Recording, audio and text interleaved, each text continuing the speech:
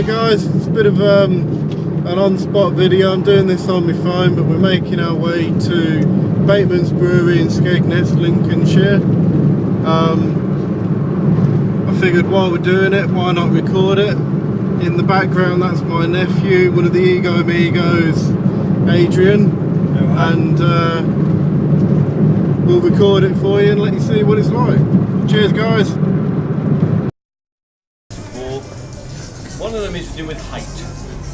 Right? They moved this brew house here in about 1880 and they put it on the first floor.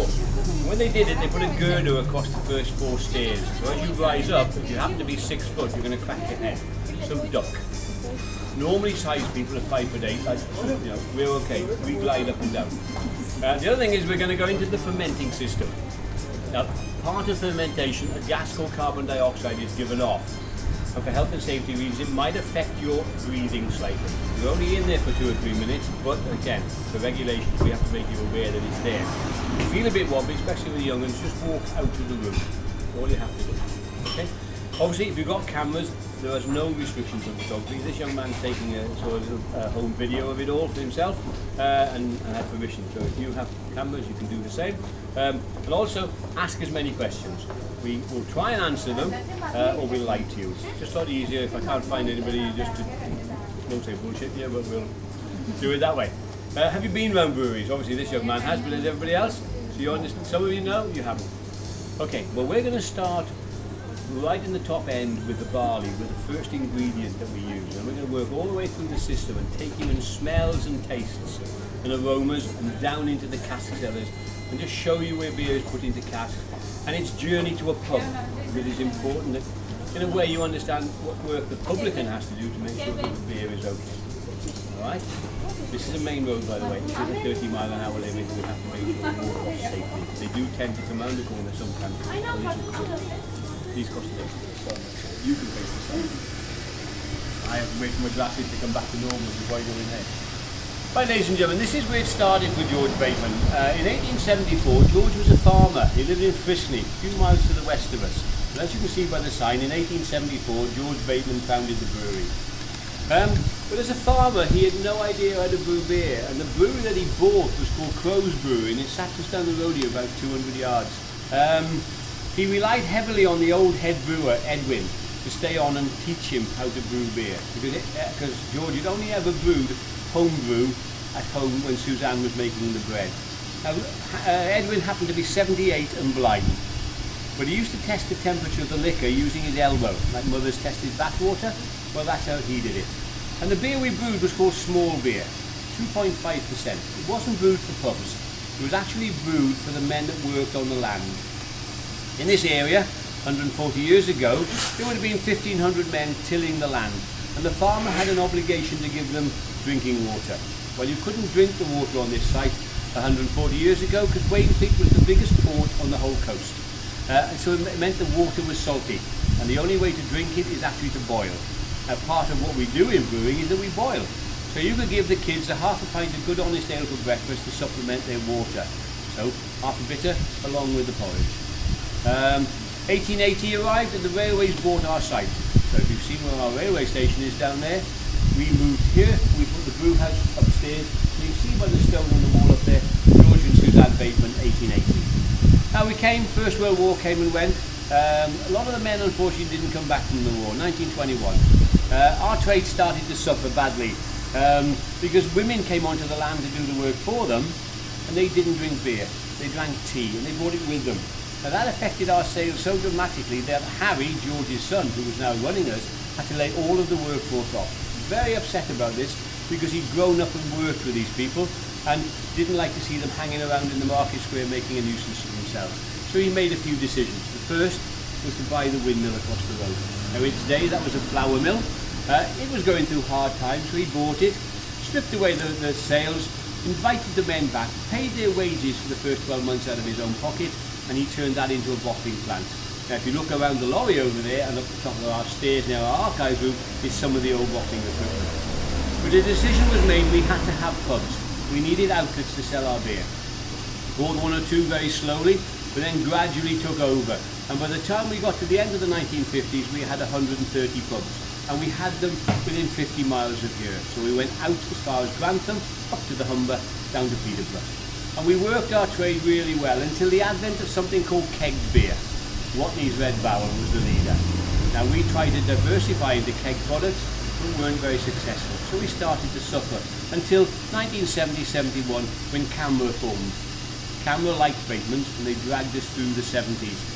And we arrived in the 80s with a new head brewer arriving in 1982, a chap called Martin Cullymore. He's still our brewer today, but he helped develop the beer called Triple X. Now in the 80s it won 5 gold medals at the Great British Beer Festival.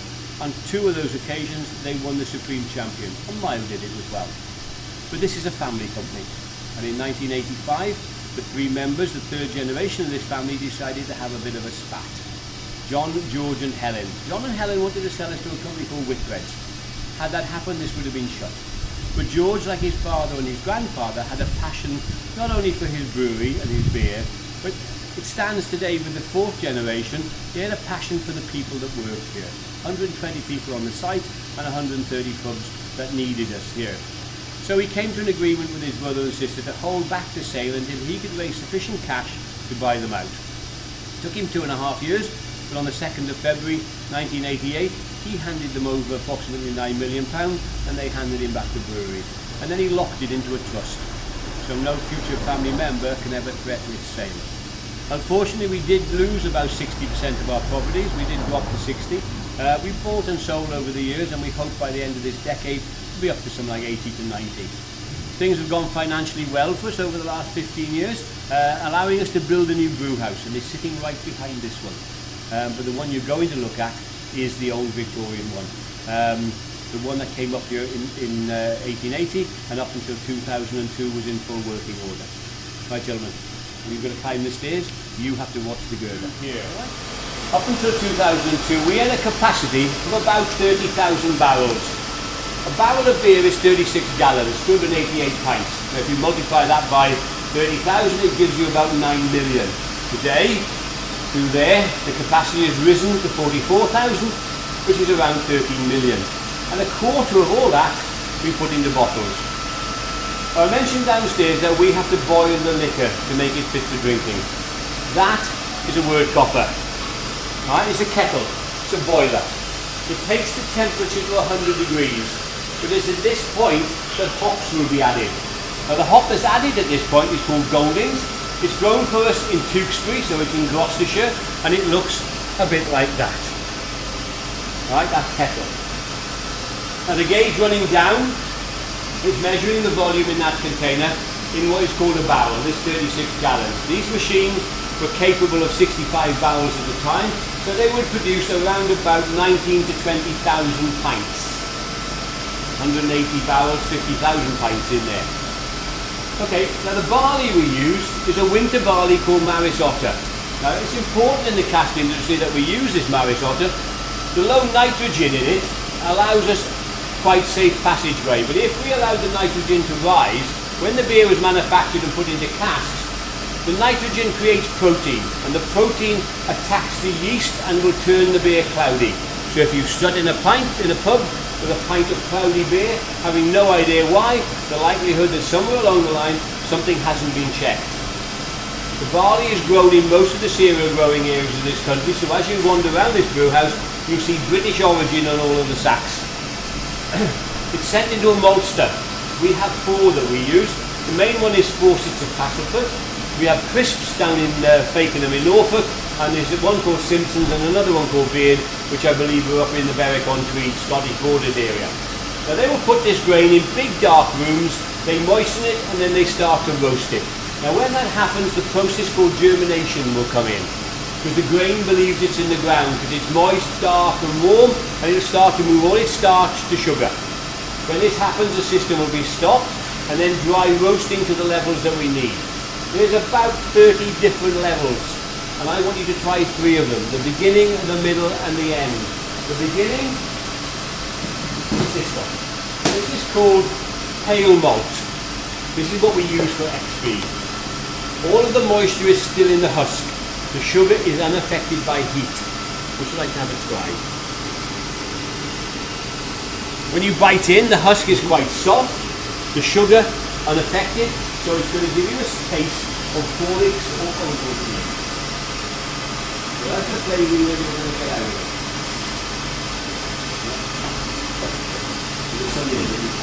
Borics. Brilliant. Right, so that's the beginning. Now we move into the middle. This one is called crystal malt. This is what we use for triple X. The moisture now is starting to leave, 50% up. So when you bite into it, it's going to give you a crunch. The sugar is affected by heat, and where I come from in Wales, we refer to this as bonfire coffee. So you'll get a little bit of a treacle kick. For too long, you get now we move up to the top end, and this is the one called chocolate malt. But there isn't any chocolate in it. Sorry, we wouldn't be sharing it. Right, this is what stout porter and dark mile is made from. All of the moisture's gone. The sugar is now burning. The flavour, we refer to this as hotel breakfast. But the first thing you're going to pick up is burnt toast.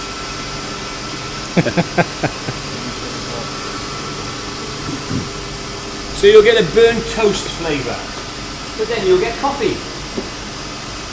We got both of them? Excellent. Good. Now we're making a new range of beers with Batemans this last 12 months, calling them the Bohemian range. They were called the signature range. Mocha is one of them. Chocolate and coffee. Belgian chocolate. Ariba coffee beans. And for aroma basis rather than for taste, this is the Ariba coffee bean. Now we will break this down into a powder, and then we will add liquor to it to create a syrup. And the syrup will be added at the hop back stage when we create the flavouring. So this is the Ariba coffee bean. But it's also got Belgian chocolate in it. But it's not your Cadbury's Born milk. This one is 80% cocoa. We grind it down again and add it to liquor to create the syrup. You can actually taste it if you wish. Not your chocolate. This is cocoa. It's like grating Bourneville chocolate. And then freeze drying it. We've got that flavour? Good. Well, we're producing another one. Into that mocha we're actually going to put amaretto as well. So we have a mocha with amaretto.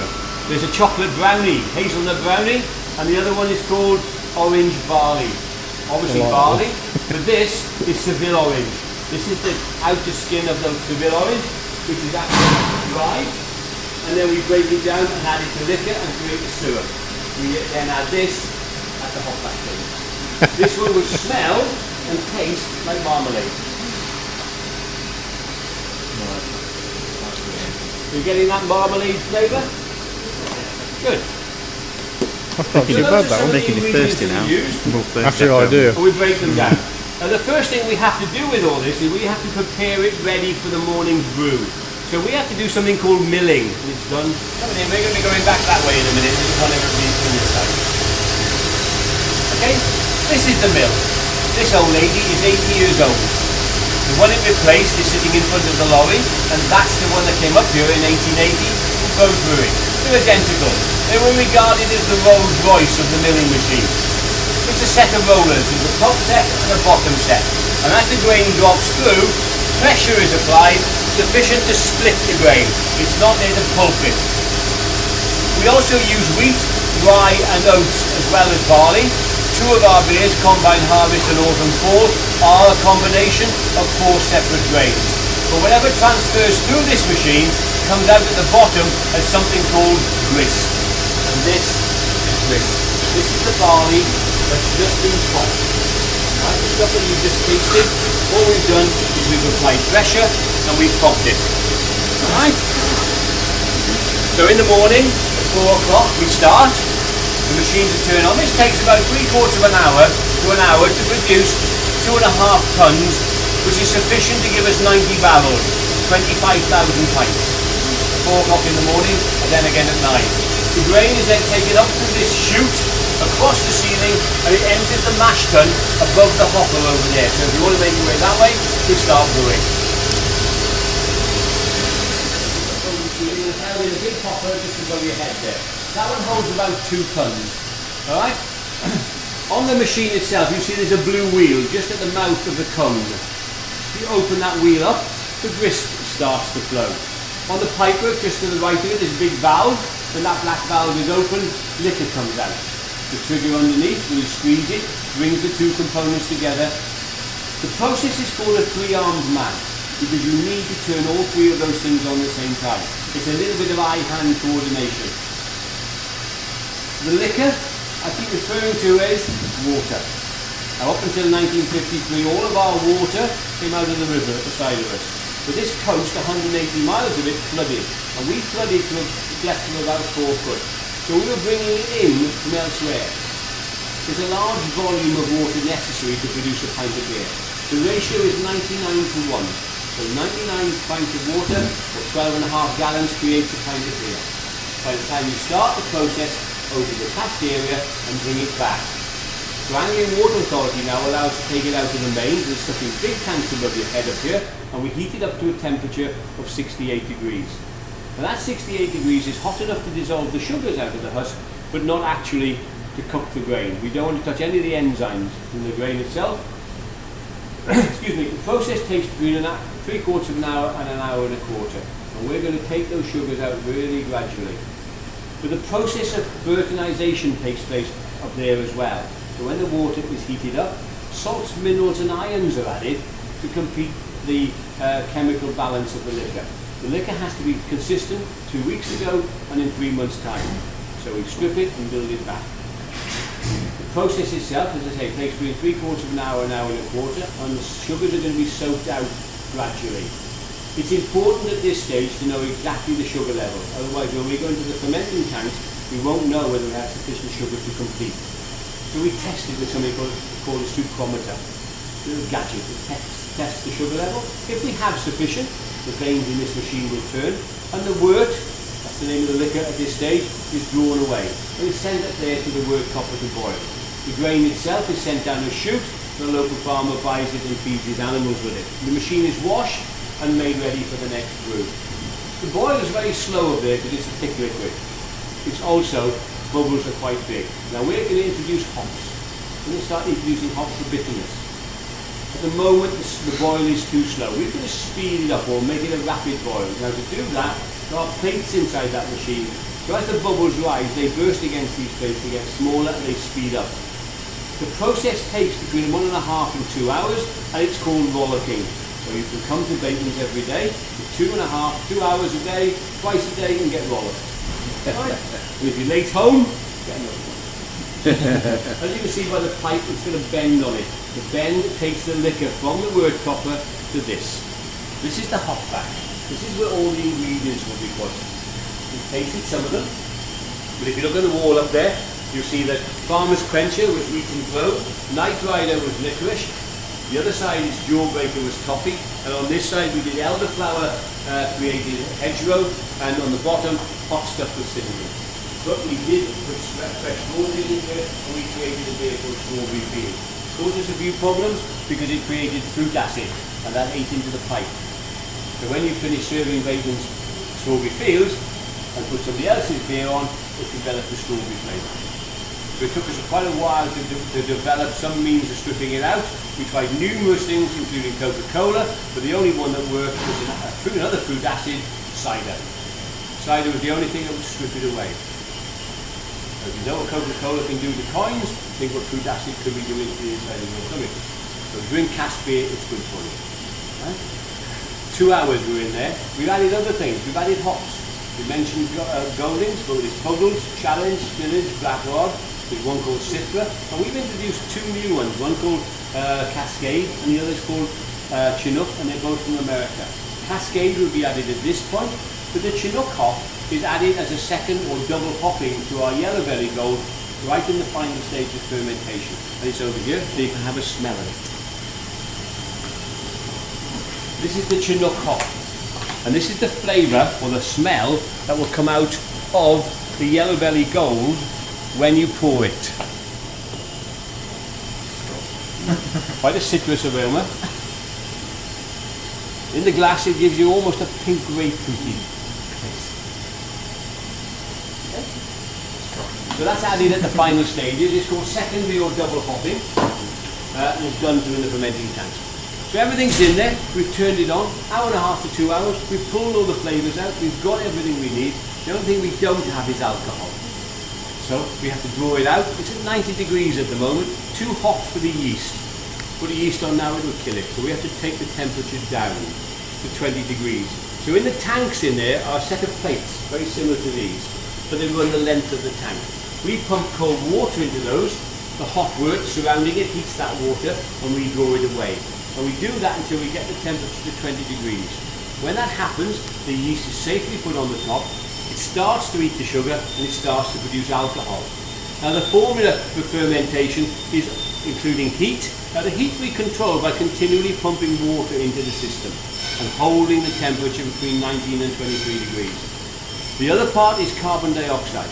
And the carbon dioxide is actually slowing the brew down because it's starving it of oxygen. So we have to turn it over. We have to roast it.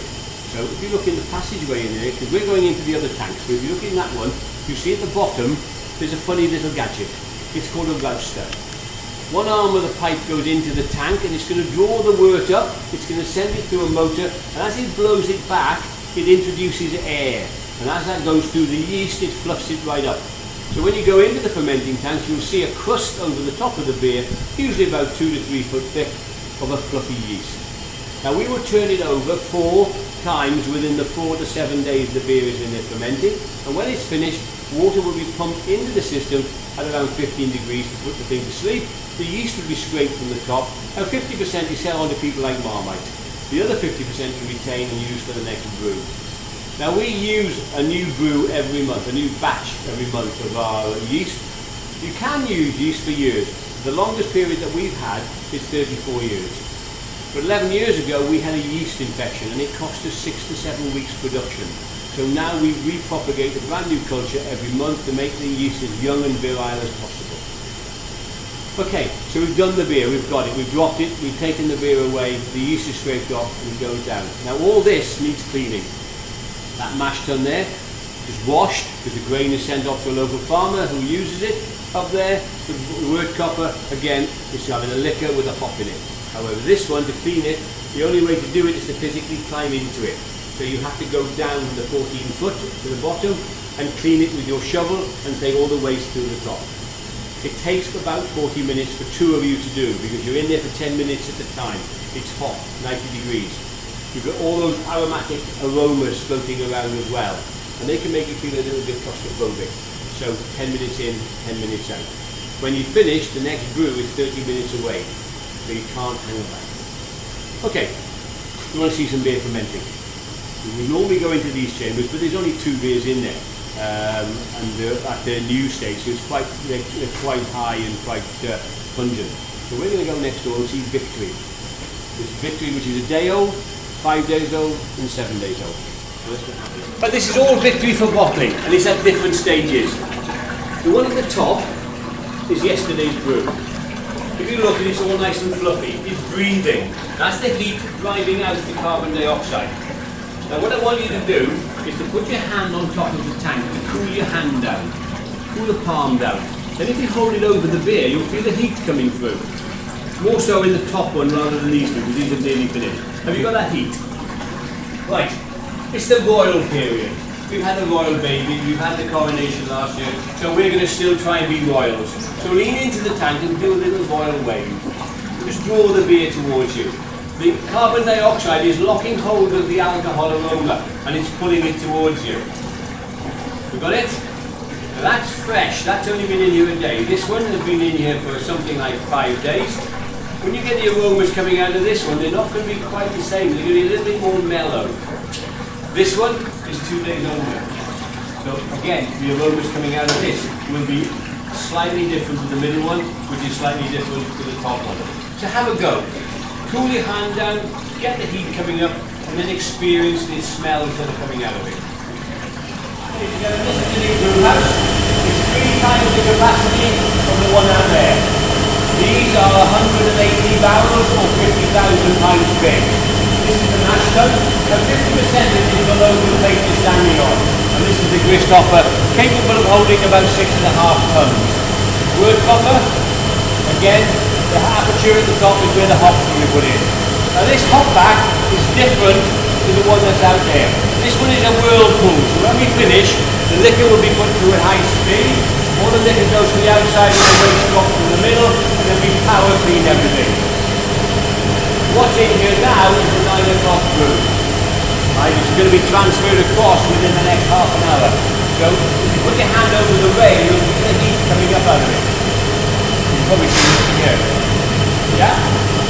Well, the plaques on the wall up there are the 170 lucky individuals that came here on the day we opened this brew house on the 16th of March 2002. Excuse me. Not only did they get a plaque on the wall, but they got a new Bateman's polo shirt and they entertained for 8 hours. There were still people hanging around 3 days later, still enjoying Bateman's hospitality. Over there is a limited beer club membership. Every year we take between 8 and 10 people. It costs you £99 in the first 12 months, but you get a plaque in the wall, name on the roll of honour across the road there, you get a Bateman's polo shirt with your name on it, and 3 invitations to come back every year and party. The parties consist of about 200 to 250 people, approximately 1,500 pints of beer, and about 5 hours. We work out at about 6 to 7 pints per person, on average. Right, so I've shown you the ingredients, I've let you taste them, I've shown you how we ferment, what we do with this new brew. Now we're going to go downstairs and just show you what we do, and then we put it into casks. Now, have you got any questions at the moment before we go downstairs? No? No. That's the oldest part of the brewery. This is the allowance area. We are a wet brewery. Sounds daft when you're talking about making beer. There used to be loads of wet breweries in the country. There are very few. The wet reference is nothing to do with water. It hasn't a great deal to do with beer. Everybody who works here, there's about 86 of us at the moment, are given a daily allowance of 2.5 pints of beer each. Right, we can't accumulate it, but we can come here and drink it. This is where we come to have our allowance. And if you look at the stage you came down, there's a little cradle in the corner, and that is where the daily allowance will be put. Unfortunately, or fortunately, because this is the summer, it's in here, in our cask rooms, so we can have temperature control beer. This is where we come to it. Now, when I joined this brewery about 25 years ago, Mrs. Bateman didn't like the ladies coming here and sharing their allowance, so she had cases of beer in the office for them. So she said there was too much gossip going on. This is where cask beer and bottle beer change. All the beer upstairs is brewed in very much similar circumstances. Now, beer for bottling is transferred across the road from this point. Now, up until 1994, we bottled our own. We also bottled Guinness. But unfortunately, we lost the contract because the Guinness label was such a finite object that our old machine couldn't do it. And therefore, we lost the ability to bottle the 25,000 or so pints of our own beer on the back. Today, as I mentioned upstairs, we brew nearly 4 million pints, and we send it around the world. But Marsden's and Burton-on-Trent bottle our beer, so they will take it away 2 or 3 times a week in big tankers, and they will repasteurize it, so they reboil it. They carbonate it, and then they filter. Now when they filter, they use a chemical. So all of our bottled range are vegan and vegetarian friendly. So if you look at the bottle, back of the bottle, you'll see the vegan mark. But cask beer enters this way. And we put a product called isinglass into it. Now isinglass is a clearing agent. It's made from fish guts. It's the swim bladder of the sturgeon. Right? But it's the most natural clearing agent that can be used. Used in wine on the continent and in this country, and it's used not in every brewery, but most breweries still use it. And we do it through here. It needs to be finished. So the first thing that we do is we add the isinglass and we put it into casks. What you can see behind you are casks. These are 9-gallon casks called firkins. The big one in the corner is called a gillikin. It's an 18-gallon, 144. Then there's the barrel, or you have the pin, which is 4.5 gallons, 36 pints. The isinglass is added, and then we seal the cask up, and then we move them into the 3 chambers next door. And those chambers are set at about 20 degrees. The warmth allows the sugar and the yeast to carry on producing carbon dioxide. Within 24 hours, the beer will absorb that carbon dioxide up. So in the 6 days it's left in here, it's carbonating itself naturally. We put labels on it. If you look at some around the room, you see some solid red labels, yellow and red, white and red. The yellow and red is triple X, the solid red is XB. If it's got a blue flash across it, it's our mild, and the red and yellow will be something like summer swallow, it could be autumn fall coming through for later on next month, or it could be our yellow belly gold. They're held in here for 7 days. On the label itself would be a set of instructions. When the beer leaves here, it's out of our control. If it goes to our estate, and we now go as far as York, down to Yarmouth, Huntingdon and over to the Derbyshire Dales, it takes about 6 hours. If it leaves and goes to Scotland, Wales, Cornwall or Kent via our wholesale system, it can take between 8 and 10 days. On the label, just under its name, is a best before date. All cask beer has to have a shelf life, because it's approved. Cask beer leaving here, or most breweries, will have approximately 42 days, 6 weeks. So when it arrives in a pub, it's going to have between 30 and 40 days shelf life on it. There's a set of instructions on there on how to handle the cask, and this is important to make sure that when you buy your beer, it is served correctly, and our reputation goes with it. The first thing it'll tell you to do is the stillage on arrival. What you can see is stillaging. It means the beer is laying down and it's level. That allows the isoglass to draw all the waste and pull it into the belly. And that can take between 1 and 2 days, depending on the outside temperature. So for 48 hours that beer is clearing. But it's also cooling down. Pub cellars are 11 degrees. If it's 90 degrees outside, it could take 2 days to come down to 11 degrees. If it's winter, minus 10, we're talking about 2 days to come up. So you wouldn't go anywhere near that cask until 2 days. If you look at some of them, they've all got little white spikes sticking out of the top. They're called spiles or hard peg. And you drive that through. Now that's going to release the pressure. At the same time, you can put the tap in. Tapping and spiling. That is going to lose you 75% of your shelf life. So you're going to drop from 30 to 40 days to 10. That means that we have to be so removed within 10 days. You're going to let it set up a few hours, which you just do. And then you open the tap up, and you also gear up, and you check to make sure it's clear. But because it's clear, it doesn't mean it's ready. And this is where pubs go wrong. The next thing you can do is to taste it and smell it. If the taste is very sharp on the back of the throat, and the smell is chlorinated sulphurous, it means the beer is what they call green. It's fresh. It needs to mature. So at the bottom of the label, for tapping and spiling, it will advise you to mature the cask for 2 to 3 days. So beer entering a pub cellar and going on sale, if you follow the instructions, should be at least in your cellar for 4 to 5 days. Anything before that, the beer may not be stable. Every time you read the instructions and you've got it right, you've got pipes attached to those taps and you're going to draw it away. Every pipe that comes out into the top will go a volume of air. It's a siphon. Every pint of air that goes in is going to oxidate the beer. It's only good for 72 hours, 3 days. On the 4th day it will pivot. By the time you get to 7 days, that beer is starting to sour. So it's important that wherever you drink your beer, if the cellarman has got it right, your beer will be in quality. If he's got it wrong, it won't. So again, you wouldn't put a big 18 or 36 gallon cask on if you had a quiet Sunday, Monday, Tuesday. By the time you got to Friday, Saturday, that beer is starting to sour. Your reputation as a publican will be going with it. Alright, so that's the ingredients, that's how we look after it, that's what we do to it. And hopefully, by putting a set of instructions on it, allow whoever buys it off us to serve it correctly. Any questions? That basically is the end of it, unless I take you back over there now. It's now 2:15, time for a drink. Because I've only had half a pint. Right. Any questions? No? Well then, let's go back.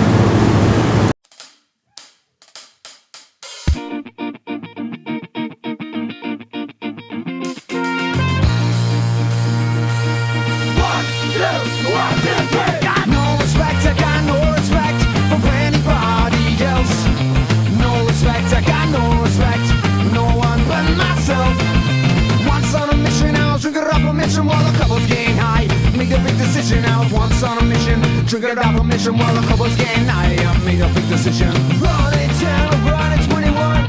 Selling the club, it's all in fun. Drinks all around, there's ladies everywhere. We're all getting heavy and the towers getting high. I can see the ones that twinkle in your eye. I can see the stars across the moonlit sky. We're all in town, running 21. The night kicked off and the party begun. I got no respect, I got no respect for anybody else. No respect, I got no respect for no one but myself. Once on a mission, I was drinking up a mission while the couple's getting high. Made a big decision, I was once on a mission. Drinking up a mission while the couple's getting high. I made a big decision. Beer was spinning, the smoke was down. Time came and first across my eye. Music was loud, the fights were free. Loud in the streets, mixed by the TV. Never stop playing and it came for more. Trying to get tough, but now it's all cool. Now it's all about for free wars. Started bumping on the prestige floor. No respect, I got no respect for anybody else. No respect, I got no respect for no one but myself. Once on a mission, I was drinking up a mission while the couple's getting high. Made a big decision, I was once on a mission. Drinking up a mission while the couple's getting high. I made a big decision.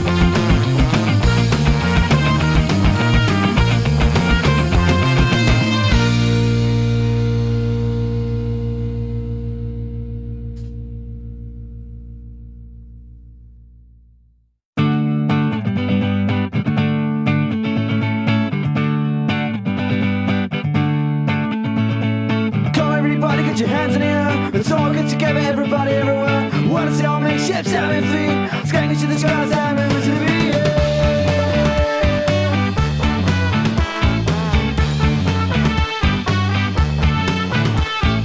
way up in the way of moving, it's all about the tunes every dance all do. Always need to move up, put my headphones on, turn it out loud, taking down the street with everyone around. Well, almost with the hardest, that's what they say. Hearts in the music every second, every day. Way out flat, I'm never gonna change. Yeah, let it breathe, it's loose in the pit. Finding my way back, finding my way back home. Finding my way back to the place I call my home. Loving with the music is love.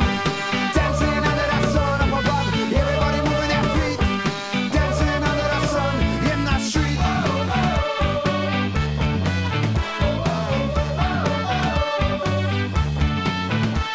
Stand up for a second and I'll try to make you see. Dancing to the music means everything to me. Shut up for a second and try to understand. Just listen to the music and raise your hand. Well, we don't need the brushes or brushes with the brushes. Stand up, yeah, but the